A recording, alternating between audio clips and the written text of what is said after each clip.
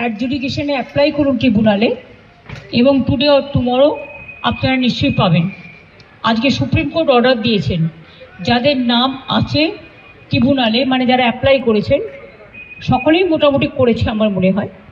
তো সেখানে ফার্স্ট ফেজের ভোটার লিস্ট ওরা ডিক্লেয়ার করবে, সাপ্লিমেন্টারি লিস্ট 21 তারিখে, 23 তারিখের আগে।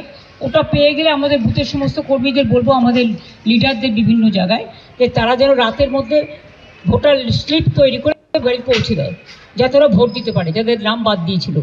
আর 2 হচ্ছে যে আর 27 তারিখে 29 তারিখে যেটা লাস্ট ফেজ আছে, সেটাও 2 দিন আগে 27 তারিখে বলেছে ওটা ট্রিব্যুনাল অ্যানাউন্স করবে ভোটিং রাইটস।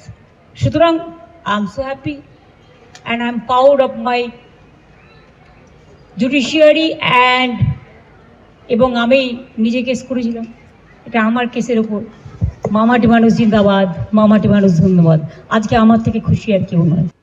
এসআইআর মামলায় সুপ্রিম কোর্টের নির্দেশ, যে বড় খবরে আমরা নজর রেখেছি, 21 এপ্রিল পর্যন্ত ট্রাইব্যুনাল যাদের ছাড়পত্র দেবে তারা প্রথম দফা নির্বাচনে ভোট দিতে পারবেন। বিচারাধীনদের একাংশকে স্বস্তি দিল সুপ্রিম কোর্ট।